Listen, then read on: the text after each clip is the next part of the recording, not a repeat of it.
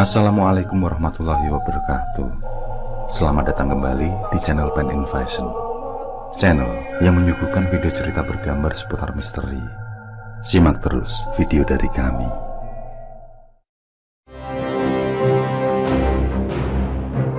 Mungkin tidak banyak orang yang mengenal sosok ini sebagai pejuang kemerdekaan. Dia lebih dikenang sebagai seorang perampok handal yang berani membobol Museum Nasional Jakarta atau Museum Gajah yang dekat dengan Istana Negara. Kusni Kasdut, sang pejuang berbalik menjadi bandit.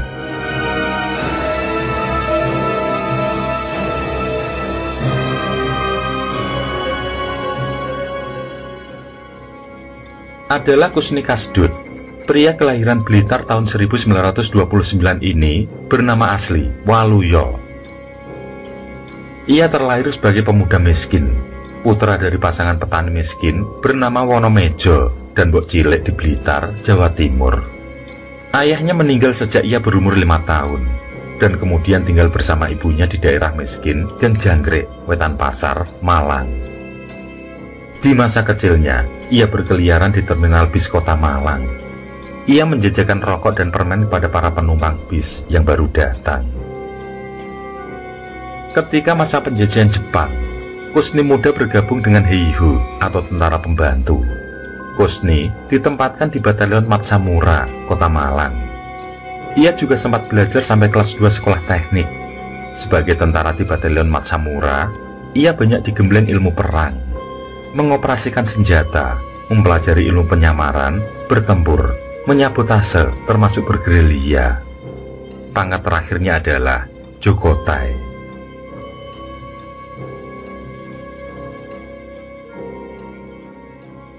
Pada masa revolusi kemerdekaan, ia tergabung secara tidak resmi sebagai Laskar Rakyat yang bahu-membahu bersama TNI. Pada 19 Agustus 1945, Kusni bergabung dengan Laskar yang tergabung di dalam Tentara Keamanan Rakyat (TKR) di daerah Rampal, Malang. Ia bergabung dengan tentara pelajar pimpinan Mas Isman.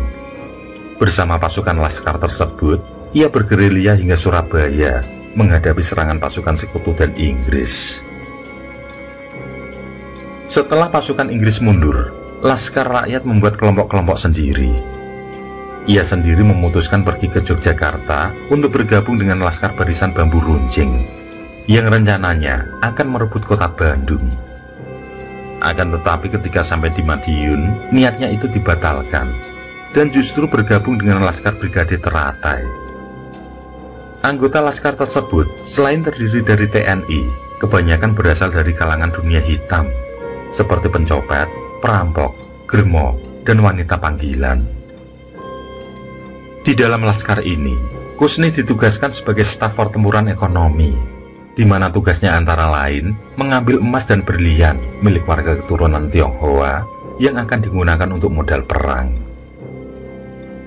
Selanjutnya, niat untuk ke Jogja pun terpenuhi. Ia berangkat dan bergabung bersama Laskar Barisan Bambu Runcing. Saat berada di Yogyakarta pada 19 Desember 1948, Kusni menemukan meriam tentara Belanda. Ia dan warga mendorong meriam itu sejauh 20 km untuk diserahkan pada segerombolan prajurit untuk modal melawan Belanda. Seluruh usahanya selama 4 tahun ikut berjuang membuatnya bangga. Apalagi menurut pengakuannya, ia sering menyumbang harta hasil rampasan dalam operasinya untuk kepentingan perjuangan. Beberapa kali ia ditangkap pasukan Belanda, dipukuli, dan dijebloskan ke penjara. Namun karena selalu berhasil kabur seperti belut yang licin, ia pun dijuluki Kancil. Bahkan para rekannya meyakini jika Kusni Kasdut memiliki ajian belut putih, yang fungsinya adalah untuk meloloskan diri dari musuh. Setelah peperangan usai, Kusni berniat masuk korps militer. Sayangnya, ia ditolak karena memiliki bekas luka di kaki. Ia kecewa berat saat tahu jika dirinya dan Laskar Brigade Teratai tidak masuk daftar sebagai pasukan TNI. Sebagai alternatif, Kusni sempat mengaku sebagai anggota Tentara Republik Indonesia Pelajar TRIP di bawah Mas Isman. Akan tetapi ia tetap saja ditolak masuk sebagai anggota TNI. Selain itu, kesatuan yang ia ikuti baik Brigade Teratai maupun Barisan Bambu Runcing tidak terdaftar sebagai milisi pro-republik. Pada akhirnya, ia putuskan kembali ke Rampal, Malang. Selama 1 tahun di Rampal, ia mengurus surat pernyataan bekas pejuang. Di tempat itu juga ia mengumpulkan uang yang digunakan untuk biaya berangkat menuju kantor Biro Rekonstruksi Nasional di Jakarta. Biro itu merupakan tempat mengurus penempatan bekas pejuang. Kembali, Kusni kecewa karena tidak mendapat pekerjaan. Ia kecewa saat mengingat 4 tahun ikut berjuang demi tanah air, tetapi dalam sekejap menjadi orang susah. Kusni pun kembali ke Surabaya. Di sana ia bertemu dengan beberapa rekan bekas pejuang. Salah satunya adalah Subagio. Kawannya itu mengajak Kusni untuk memeras dengan modus penculikan saudagar kaya. Mereka berhasil menculik seorang dokter dan mendapat tebusan uang Rp600.000, yang mana uang segitu tidaklah jumlah yang kecil pada zaman itu. Uang hasil memeras dibagikan Kusni secara merata pada sesama pejuang, dan itulah aksi kejahatan pertamanya. Setelah itu, ia selalu menggunakan nama Kasdut dalam aksi kejahatan selanjutnya. Ia pun dijuluki Robin Hood karena hasil rampokannya sering dibagi-bagikan pada kaum miskin. Aksi brutal lainnya, Kusni bersama rombongan Bir Ali asal Cikini Kecil, Menteng, Jakarta Pusat merampok warga keturunan Arab bernama Ali Bajenet pada tahun 1960. Ali Bajenet dirampok sore hari di kawasan Awab Al-Hajiri atau Jalan Kiai Wahid Hashim, Kebun Sirih. Bajenet tewas bersimbah darah di berontong peluru yang ditembak dari dalam mobil jeep yang dikendari oleh Kusni. Peristiwa ini sangat menggemarkan ketika itu, karena masalah perampokan dengan membunuh korban belum banyak terjadi. Aksi nekat komplotan Kusni Kasdut lainnya adalah merampok perhiasan koleksi Museum Nasional Indonesia atau Museum Gajah di Jalan Merdeka Barat, Jakarta Pusat. Ia dan kawanannya berhasil menggondol perhiasan emas dan 11 berlian senilai 2,5 miliar pada 30 Mei 1963. Kusni bersama Herman, Budi, dan Sumali merampok dengan mengenakan seragam polisi. Mereka semua menenteng senjata laras panjang jenis Vickers buatan Jerman dan Jepang. Mereka mudah masuk ke dalam museum karena penjaga menyangka mereka adalah polisi yang tengah melakukan inspeksi. Herman dan Sumali mengelabui petugas jaga dengan segudang pertanyaan. Sementara itu, Kusni naik ke lantai atas, tempat koleksi benda-benda pusaka disimpan. Kusni bergerak cepat. Berbekal sebuah obeng besar, ia membobol lemari pajangan perhiasan kuno. Setidaknya ada 11 perhiasan berlian yang diambilnya. Kusni langsung kabur. 2 penjaga curiga dan berteriak. Akan tetapi, keduanya langsung ambruk, ditusuk pisau belati milik Herman dan Sumali. Komplotan itu kabur dengan mobil jeep.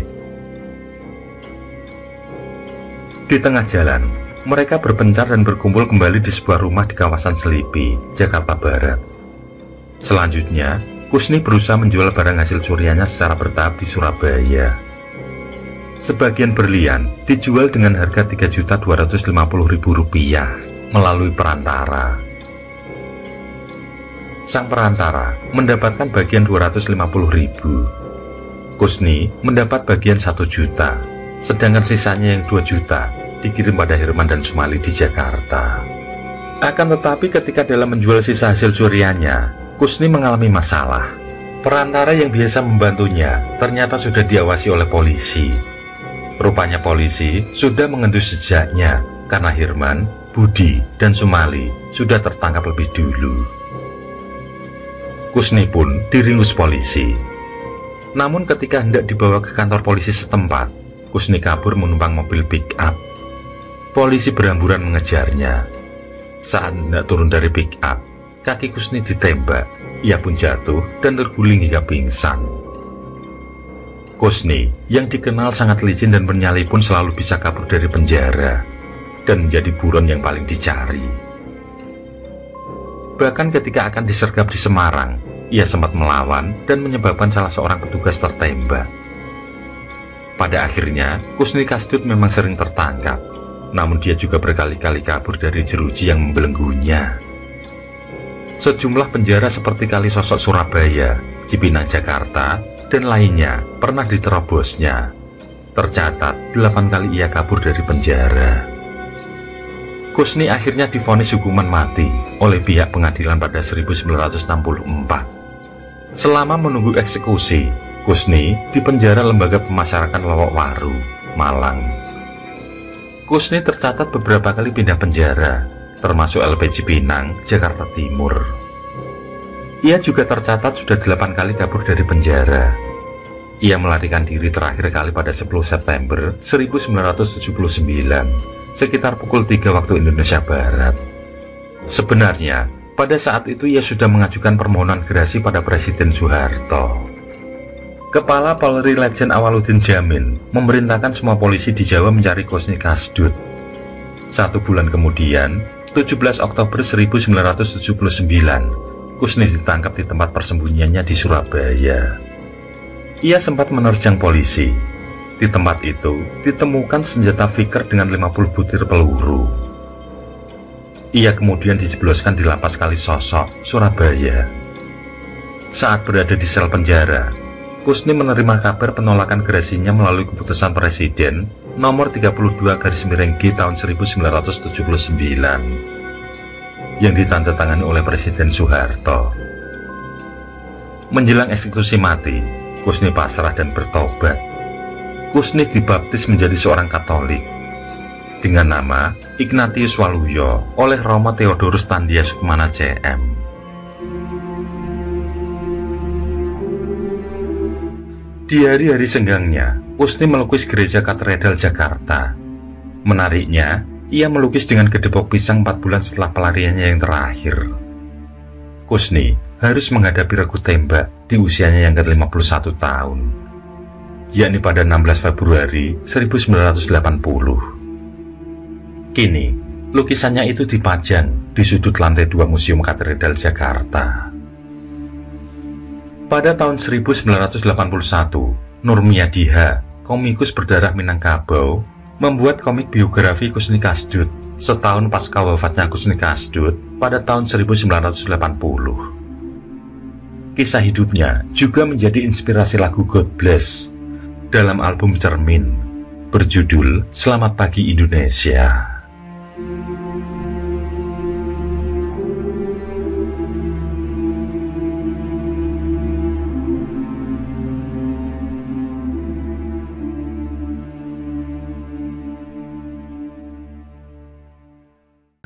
Oke, terima kasih. Semoga kawan-kawan terhibur, dan untuk ke depan, semoga channel ini bisa lebih baik lagi. Akhirul kalam, wassalamualaikum warahmatullahi wabarakatuh.